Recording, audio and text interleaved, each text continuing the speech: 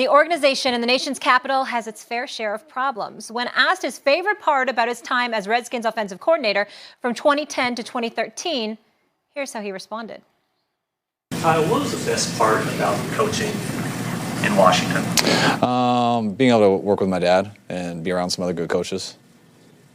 What was the worst part? Everything else. I liked a lot of the players. Some good people. Well, there's that. Panthers tight end Greg Olsen still here with us. Good to have you. Max, what is Shanahan really saying about his former team here? Reading the tea leaves. I mean, by the way, don't take my word for it about Dan Snyder being the worst owner in the NFL. Like, look, he said he liked the other coaches. He said he liked the players. The fans in Washington are obsessed. I was in D.C. for 15 months because I was the original host of Around the Horn. Are obsessed with that Washington franchise. So who's he talking about? It can only be two people.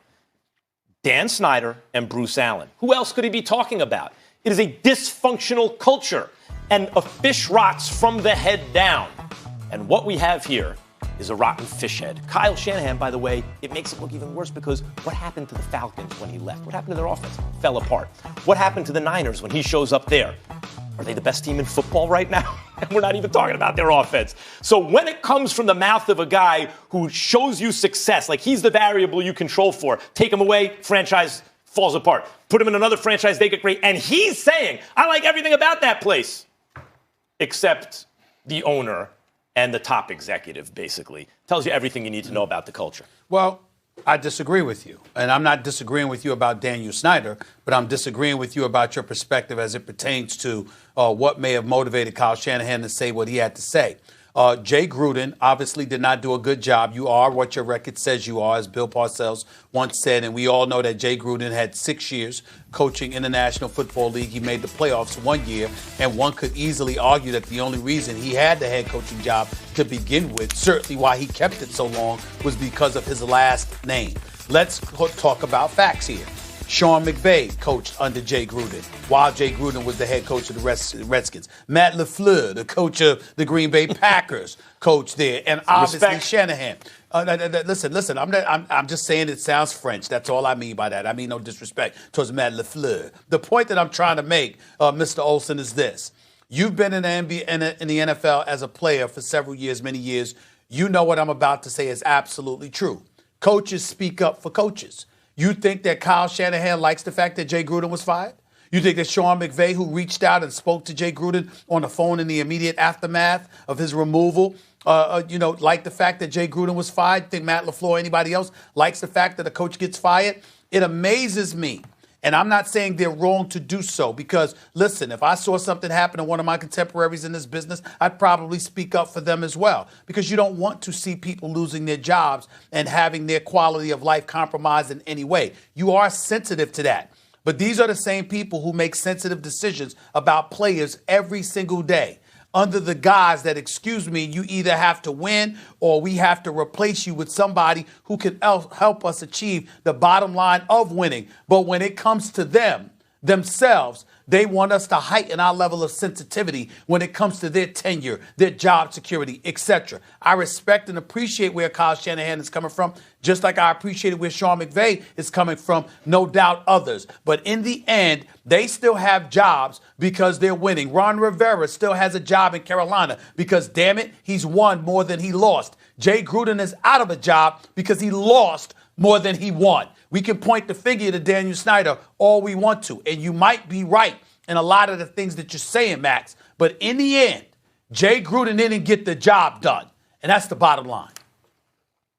Yeah, I think he's dead on. I think obviously wins and losses in this league dictate how long you're going to be around. I mean, he mentioned their record. He mentioned guys like Rivera and them who can ride those waves and come out the other end. I think the part that we also have to understand is, yes, coaches do support other coaches. Coaches are incredibly loyal to guys they've worked with in the past. And I think all those guys he mentioned that kind of share that history of being there in Washington, I think the part that rallies them all to having each other's back is the notion that it just seems to the outsiders, and it seems from Shanahan's comments there, that they felt with all these great coaches, with all these great players and all that, there was something missing that we couldn't have prolonged success, right? And you can see no matter who they hire, no matter what changes are made, what free agents added, what coordinators changed, what head coaches changed, nothing changes. And I think they all, without coming out and saying it, can say to each other, hey, we all understand what we were up against in an organization like that. Yeah, Greg, that's a big thing for you to say because you're still an active player who, that's a job. Like there are jobs available for guys at the end of their career in organizations.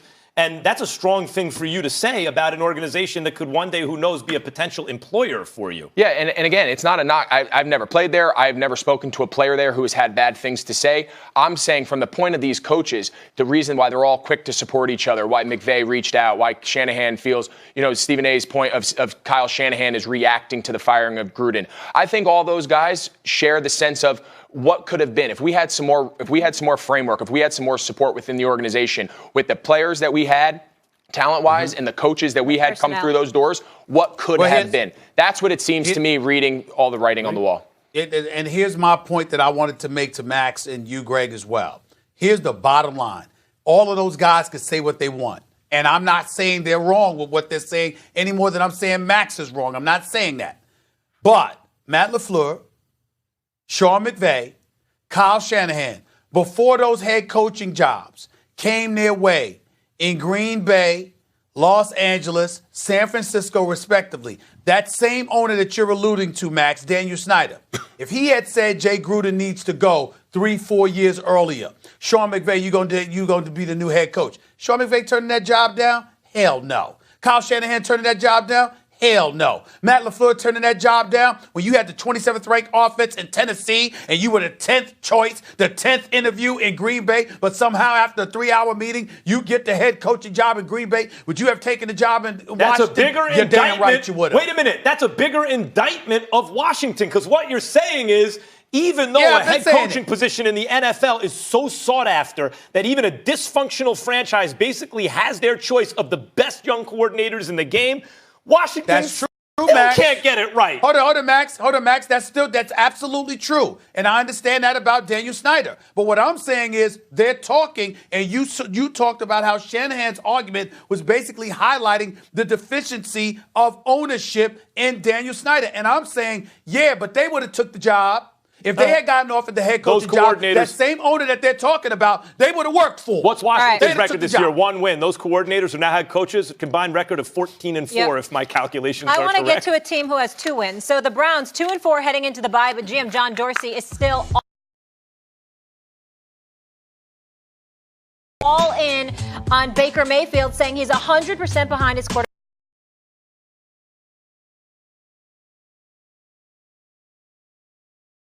After all the hype we heard, should regret drafting Baker over Sam Darnold. Yes, I do. It's too early to tell, and I do understand that. But I want Baker Mayfield and Freddie Kitchens and John Dorsey, if they're watching, to understand.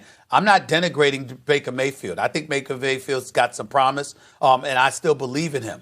I'm just saying that because of what I've seen from Sam Darnold, what Bill Belichick and others have said about Sam Darnold. Clearly, you have an abundance of people out there who believe that Sam Darnold is a better quarterback than Baker Mayfield at this point. And if that's the case and you had the number 1 overall pick, you got to remember what we're looking at when we look at the Browns. If indeed we decide that Baker Mayfield is not as good as Sam Darnold, you know what that means, guys? That the Browns lost out twofold. Because not only did you pick the wrong quarterback, but you also passed up on Saquon Barkley, who's widely considered to be the best running back in football. Even though you got Nick Chubb and you got Kareem Hunt coming, the bottom line is you will have passed up on Saquon Barkley and Sam Darnold, who's considered to be a better quarterback, in favor of Baker Mayfield. They can't admit that yet. The jury is still out. We all know that. But at this juncture, if you listen to people talk about the quarterbacks, they're saying Sam Darnold is better than Baker Mayfield. Yeah, look. That's a problem when you have Cleveland's history. Sam Darnold's also younger than Baker Mayfield, playing better and younger. But I got to say this. It was a gut look. Sam Darnold was more the prototypical guy that goes number 1 overall. I was expecting him earlier in the process to go number 1. There was no knock against him. He was Baker Mayfield's a little short, and his personality wasn't one of a franchise quarterback in the modern NFL. Sam Darnold checked every box. There was really no boxes that he didn't check at a certain level. But Baker seemed to check certain boxes at a higher level, even if others were unchecked. That kind of guy is more of a risky pick. and generally doesn't go number one overall. I thought it was gutsy of the Browns to take him. I thought it was correct at the time. I think it's still too early to make it to say one way or another how this is going to break. But the NFL is a risk-averse league. And, a coach goes for it on fourth down when he should instead of punting, and it comes back to burn him. And they remember that burn and sometimes don't go for it on fourth down in the future. My concern with all this, if Darnold does wind up to be the better quarterback, Greg, is it the NFL goes back to kind of like a little more risk-averse. Remember, they took Baker Mayfield. That was a risky pick. Sam Darnold checks all the boxes, and it's a more interesting place, I think, when teams take risks like they did on Baker Mayfield. Yeah, I think back to 2011 when the Panthers are on the clock with the number one pick and they take Cam Newton, right? 1 year college football, it's his game going to transition. And the guys that Blaine Gabbert and Jake Locker, of course, we all know we made the correct decision. Mm-hmm. But that wasn't initially, that wasn't the consensus, right? And last year wasn't the consensus either.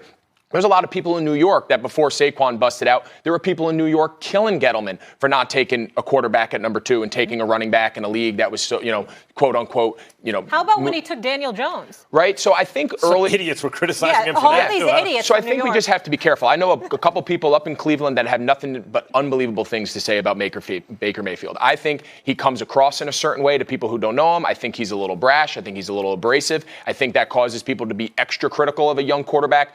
Obviously the interceptions are not, but when you guys put those numbers up, the interceptions are a problem. And obviously that's a huge part of playing quarterback. Outside of that, higher completion percentage than Sam Darnold. Obviously he's thrown for a lot more yards in 5 more games.